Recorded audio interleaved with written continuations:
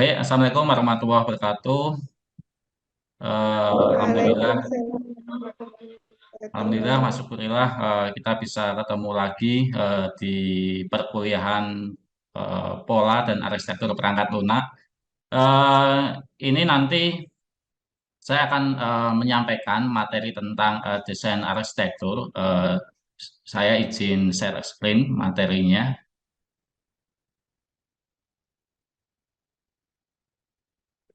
Apakah sudah terlihat?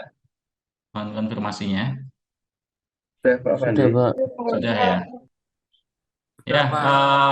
saya mulai. Jadi di pertemuan kedua yaitu ada desain arsitektur yang mana nanti ini punya fungsi yang sangat banyak ya fungsinya, kebermanfaatannya juga banyak dan ini bisa keberlanjutan. Karena apa? Nanti akan saya sampaikan lebih jelas, gitu, lebih lengkap.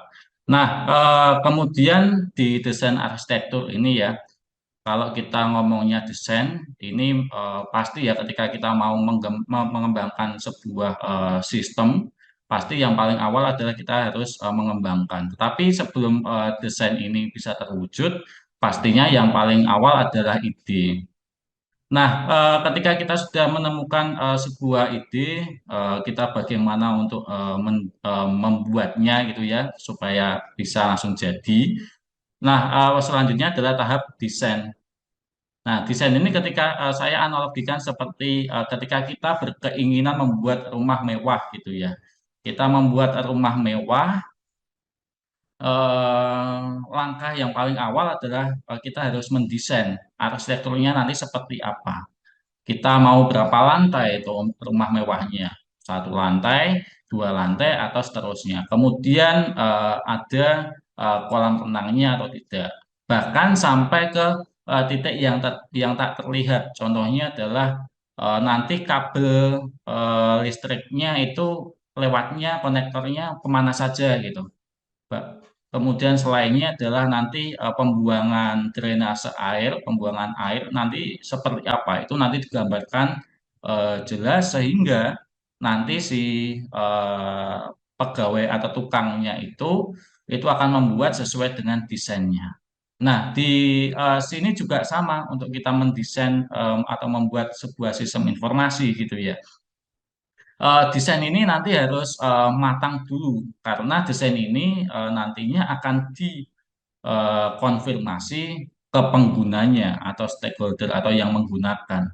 Jadi kita paling awal adalah menganalisis kebutuhan si pengguna sehingga nanti kita mendesainnya sesuai dengan kebutuhan pengguna. Ketika desain ini sudah jadi, maka nanti akan dikonfirmasi ke pengguna. Ketika pengguna itu sudah memverifikasi kalau desainnya sudah oke, maka kita bisa lanjut ke langkah selanjutnya yaitu implementasi. Nah, di desain arsitektur ini selain untuk mendesain itu ya ini adalah sebagai sarana apa namanya komunikasi ya tadi sudah saya sampaikan sarana komunikasi eh, kepada dari pengembang ke pengguna gitu ya. Kemudian juga ini sebagai apa namanya untuk mengidentifikasi hubungan antar subsistem gitu ya. Ini contohnya di kamar satu bagaimana bisa terhubung ke kamar dua gitu atau dan lain sebagainya atau lampu lampu ada di ruang tengah bagaimana bisa untuk menyalakan teras dan lainnya. Nah, ini nanti contohnya subsistem-subsistem ini dia akan dibuat bagaimana cara mengintegrasikan. Nah, ini pasti tahap desain ini sangat kritikal di sini.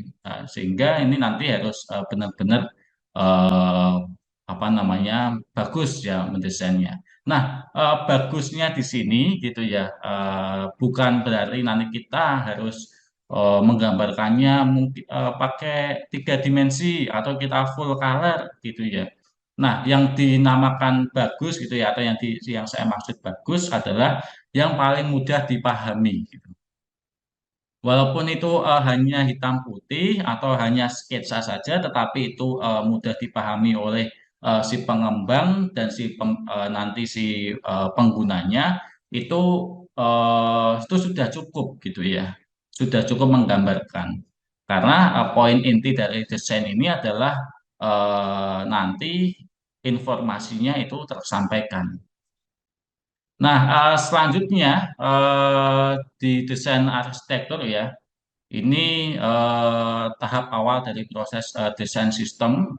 Pastinya ya nanti setelah kita menemukan ide, kita harus membuat dulu arsitekturnya nanti seperti apa.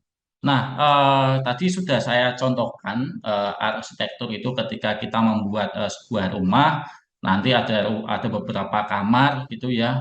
Nanti isinya berapa, isinya ada berapa kamar, ukurannya berapa gitu ya. Nanti langkah selanjutnya gitu ya. Nanti ada yang dinamakan adalah desain proses gitu. Nah, desain proses itu apa? Desain proses itu ya mungkin teman-teman yang sudah pernah ketahui ya, kita akan mendesain sebuah use case atau penggunanya itu nanti bisa melakukan apa. Kemudian desain yang lainnya adalah activity diagram. Di setiap fitur itu aktivitasnya seperti apa, kemudian validasinya seperti apa dan lain sebagainya. Nah, kemudian yang kedua adalah merupakan hubungan antara spesifik dari proses desain. Yang ketiga, sering dilakukan secara paralel dengan beberapa aktivitas untuk menentukan spesifikasi. Yang keempat, ini melibatkan identifikasi komponen sistem utama dan komunikasinya. Nah, sampai sini di desain arsitektur, saya sedikit simpulkan bahwa di desain arsitektur ini adalah tahap awal yang paling kritikal, yang mana desain ini dia nanti akan sebagai acuan si pengembang untuk membuat sebuah sistem. Jadi ketika desain ini apa namanya belum fix gitu ya, ya nanti jangan sampai masuk ke dalam tahap implementasi. Karena kalau ada beberapa yang belum fix ternyata sudah dibuat, nah ini nanti akhirnya adalah kita bolak-balik revisi ya. Sehingga kita harus pastikan dulu desainnya ini fix baru nanti dikembangkan oleh si developernya. Sampai sini ada yang ditanyakan? Ya, Mas Tegar, silakan. Izin bertanya Pak Fandi. Ya, Tadi kan sudah dijelaskan mengenai gambaran dari arsitektur. Jika seseorang itu sudah memiliki gambaran dari sebuah konsep sistemnya, lalu apakah ada standar khusus dalam membuat desainannya, Pak? oh oke. Terima kasih Mas Tegar. Terkait standar desain ya berarti Mas Tegar ya. Betul, Pak. Standar dalam membuat konsep desainnya. Ya, kalau di desain arsitektur di sini nggak ada yang namanya standar, nggak ada standarnya. Yang paling penting adalah nanti kita menggambar, mempresentasikan apa yang kita analisis atau yang akan kita rancang gitu ya ke dalam bentuk desain. Nah, desainnya ini bebas. Yang paling penting adalah nanti bisa dipahami satu itu ya, dan kedua adalah ini nanti bisa di apa namanya bukan dipahami, bukan hanya si si apa namanya itu si pengembang sama si penggunanya, tetapi nanti pengembang selanjutnya gitu ya. Jadi ada namanya pengembang. Pengembang adalah yang saat ini saya mungkin contohnya, pengguna adalah mungkin contohnya Mas Tegar yang akan menggunakan sistem. Nah, nanti si pengembang selanjutnya yang mengembangkan selanjutnya pun itu juga harus bisa membaca. Jadi untuk standarisasi pembuatan desain arsitektur nggak ada. Mau desainnya dua dimensi, mau tiga dimensi, nggak apa-apa, bebas gitu Mas Tegar. Baik, Pak Fandi. Terima kasih, Pak, jawabannya, Pak. Ya, sama-sama. Nah, selanjutnya ini contohnya. Nah, ini menyambung dari pertanyaan Mas Tegar. Eh, ini konsep gitu ya, konsep sistem controlling robot untuk packaging sebuah apa namanya ini sebuah kemasan gitu ya. Nah, ini dari vision system. Nah, dari vision system atau sistem yang mempunyai visi ini dia akan apa namanya mengidentifikasi sebuah objek yang akan berjalan gitu. Atau mungkin nanti ini sistemnya akan berjalan di conveyor gitu ya. Conveyor itu seperti itu ya apa namanya ya seperti yang di bandara gitu. Ada yang jalan sendiri atau yang apa namanya seperti eskalator gitu ya, tapi dia datar gitu. Nah, ini akan mendeteksi gitu ya, akan mendeteksi objek yang melewati gitu, kemudian dicek gitu ya, apakah apakah objek yang lewat itu sesuai yang diharapkan oleh si robot gitu ya, atau tidak. Ketika sudah sesuai yang diharapkan, maka nanti bisa lanjut ke tahap packaging sistem gitu ya atau sistem untuk mempackage kemasan itu barang itu.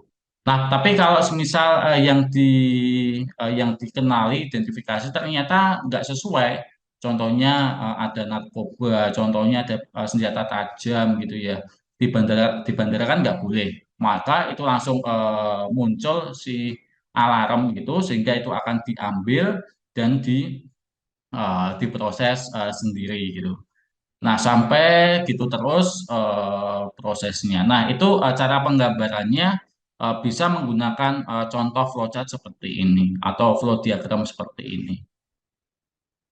Ketika kita mau menggambarkan gitu ya, menggambarkan sebuah arsitektur, sebetulnya ada dua.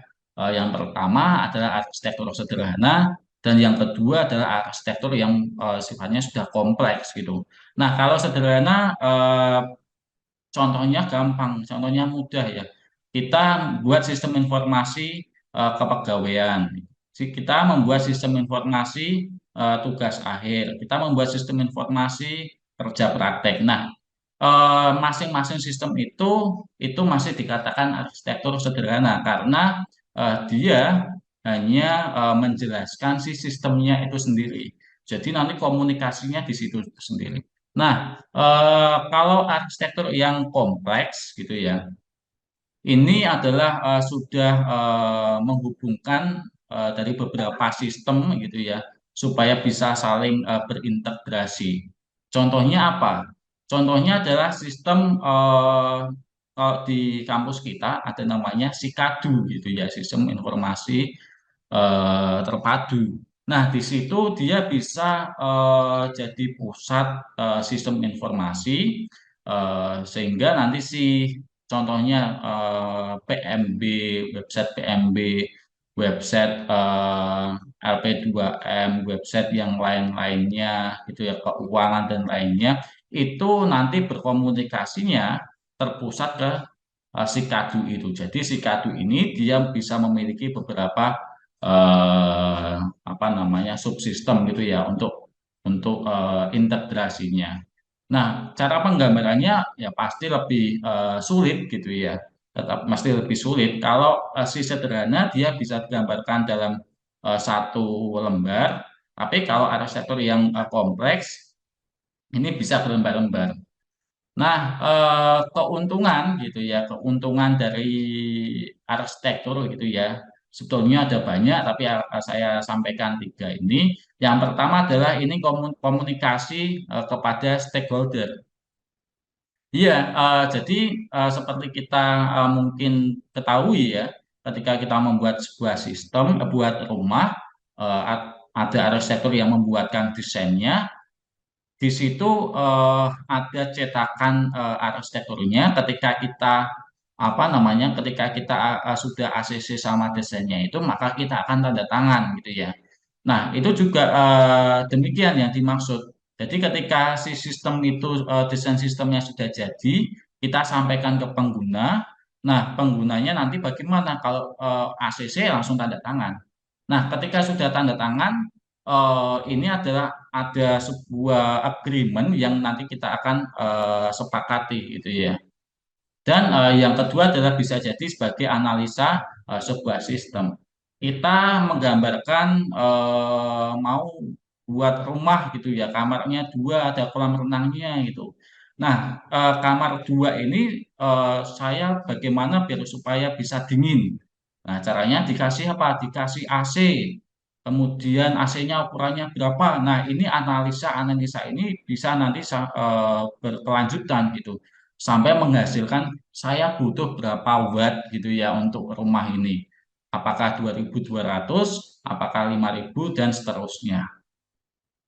Nah, yang terakhir kegunaan si desain ini adalah nanti ketika ada project lagi atau mungkin ada yang lain gitu ya, yang menyerupai gitu ya, yang menyerupai maka ini bisa digunakan lagi gitu.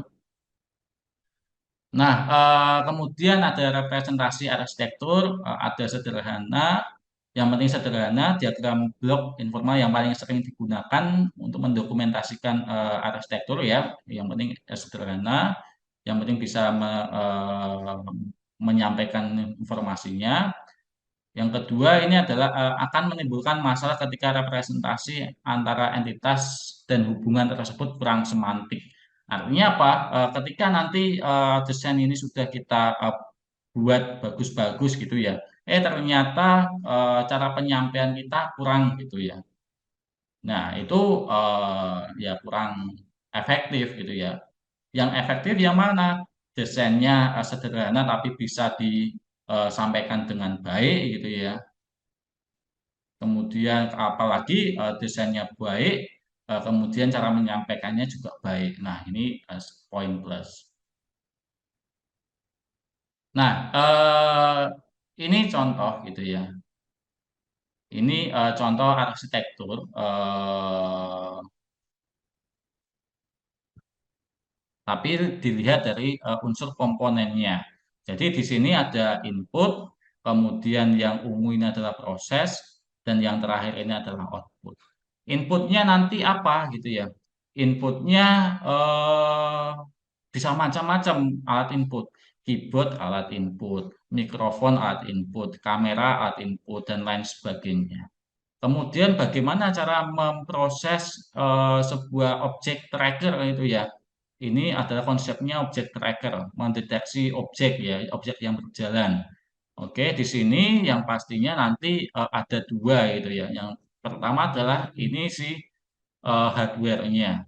Kontrol interface-nya seperti apa nantinya menggunakan alat apa, Raspberry atau Arduino atau yang lainnya. Kemudian tampilannya seperti apa gitu ya. Cara remote-nya bagaimana, schedulernya juga kita tentukan gitu ya berapa eh, kali, berapa detik gitu. Ini bisa ditentukan. Nah, untuk softnya kita menyimpan data yang tadi sudah dikenali oleh si hardnya ini. Nah, akan disimpan ke sebuah database sebagai bahan analisa dan sebagai bahan laporan. Sehingga ketika nanti si objek ini sudah bisa mendeteksi gitu, ini ada koper, isinya aman, maka dia nanti dilanjut, oh ini aman. Outputnya adalah dia bisa bentuknya apa informasi koper ini aman gitu atau yang lainnya atau bentuknya bisa berupa alarm, bisa berupa notifikasi lewat WA atau yang lainnya dan lain sebagainya. Nah, ini contoh lain, contoh lebih dalam lagi, ini terkait data flow-nya. Inputnya tadi saya sudah menyampaikan, bisa berupa kamera, kemudian keyboard, mikrofon, dan yang lainnya. Nah, dari kamera ini bagaimana gitu cara mengirimkan ke sebuah prosesnya. Kemudian apa yang dia kirim gitu. Ketika kita sudah menentukan nanti mengirimnya menggunakan IP segini gitu ya. Kemudian file yang dikirim adalah bentuknya FI ini ya, FII ini. Dan ketika sudah sampai ke tahap pemrosesan, nah ini nanti bagaimana cara memprosesnya, bagaimana cara menganalisanya. Nah ini di sini ada beberapa pilihan gitu ya. Ketika kita bentuknya gambar, pastinya nanti kita akan memproses image processing gitu ya. Memproses image. Kita bisa pre-processing, bisa motion, bisa object, bisa track dan lain sebagainya. Sensornya apa? Berdasarkan line atau garis, rectangle, circle atau polygon atau yang lainnya. Eventnya apa? Eventnya kita bisa on change atau kita ada ketika ada perubahan nanti akan memproses atau seperti apa. Actionnya bagaimana. Nah, nanti di sini akan merecord, mengatur scheduler, web server, database-nya juga kesimpan untuk menganalisa sampai melaporkan. Ketika ini sudah berjalan lancar gitu ya, sudah menghasilkan sebuah luaran, maka luaran itu akan disampaikan ke outputnya. Outputnya bisa berupa apa? Outputnya bisa berupa visual output atau yang dinamakan display atau bisa display, bisa spotlight, dan lain sebagainya. Kalau akustik gitu ya bisa sound, alarm dan lain sebagainya. Kalau notifikasi kita bisa mengirimkan ke email, SMS, WA dan lain sebagainya. Dan untuk tampilannya kita bisa berupa bentuknya PDF, HTML, MS Word dan lain sebagainya.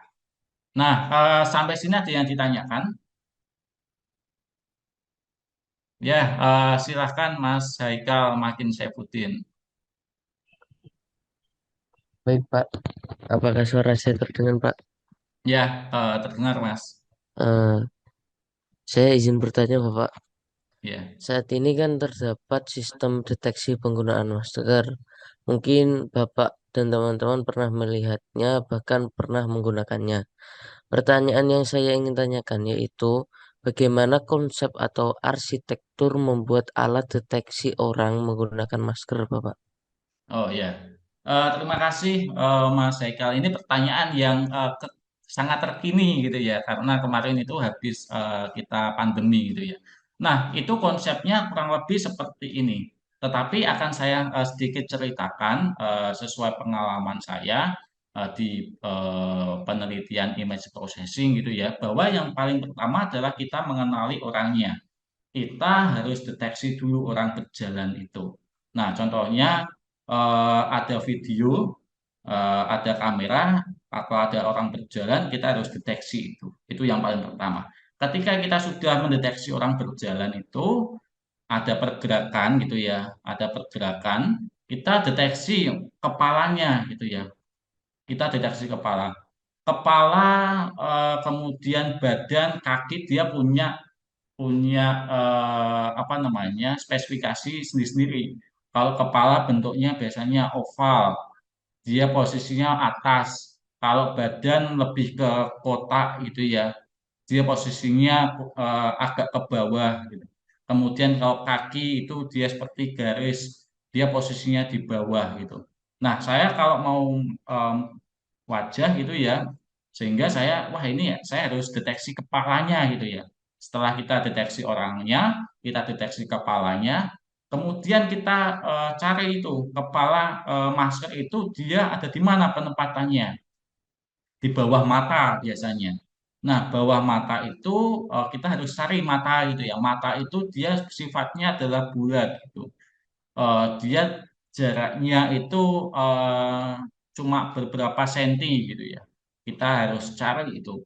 Nah, ketika sudah ketemu mata itu, nah masker itu ada berapa senti di bawahnya.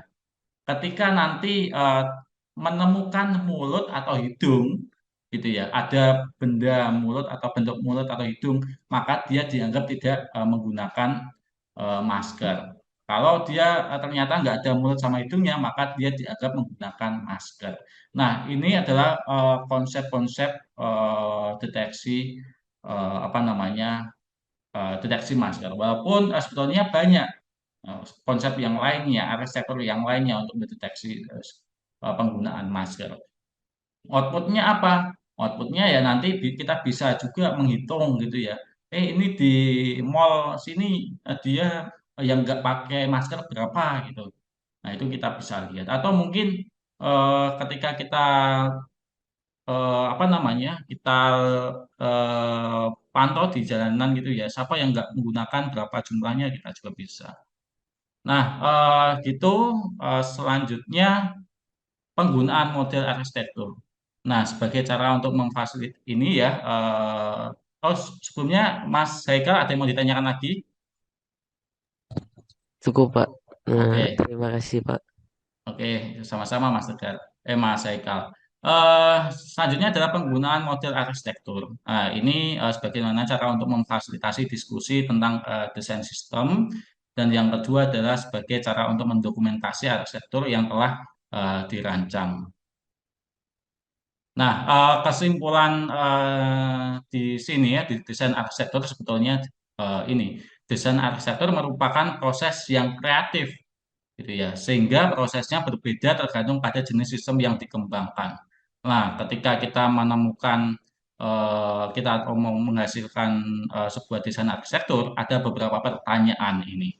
Apakah ada arsitektur aplikasi generik yang digunakan gitu ya? Apakah ada? Kalau ada, apa gitu ya? Bagaimana sistem akan didistribusikan? Gayanya yang cocok nanti seperti apa? Pendekatan apa yang akan digunakan? Bagaimana sistem akan didekomposisi menjadi sebuah modul? Strategi pengendaliannya seperti apa? Bagaimana desain arsitektur akan dievaluasi? Dan bagaimana seharusnya arsitektur itu didokumentasikan? Pastinya nanti akan muncul pertanyaan-pertanyaan ini. Nah, untuk bahan evaluasi materinya sudah selesai sampai ke kesimpulan desain akhir. Yang saya mau tanyakan ini untuk evaluasi ya, untuk evaluasi materi kali ini, keuntungan gitu ya, keuntungan, sebentar saya coba. Hmm, Oke, keuntungan menggunakan desain arsitektur ya, keuntungan menggunakan desain arsitektur. Mungkin yang teman-teman pahami seperti apa? Silakan mungkin. Izin menjawab, Pak. Ya, silakan. Perkenalkan, nama saya Pujiati, NIM 191030304154.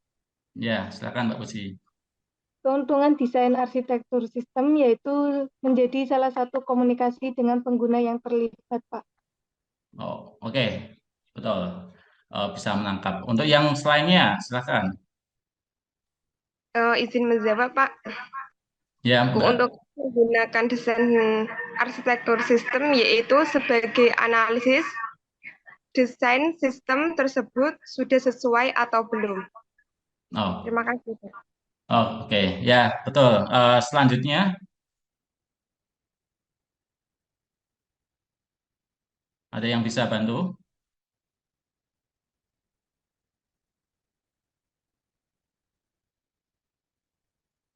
Oke, dua itu ya. Oke, sudah cukup ya. Artinya, alhamdulillah dari pertemuan pada materi ini, alhamdulillah bisa di apa namanya bisa dipahami gitu ya. Yang paling akhir ada yang mau ditanyakan? Tidak ada, Pak. Oh, nggak ada Cukup, ya. Pak. Terima kasih teman-teman sekalian atas perhatian dan eh, kesempatannya gitu ya. Saya akhiri pada pertemuan kali ini. Terima kasih atas perhatiannya. Wassalamualaikum warahmatullahi wabarakatuh. Waalaikumsalam Waalaikumsalam warahmatullahi warahmatullahi Waalaikumsalam. wabarakatuh. wabarakatuh. Terima kasih, Pak Fandi. Terima kasih, Pak Fandi.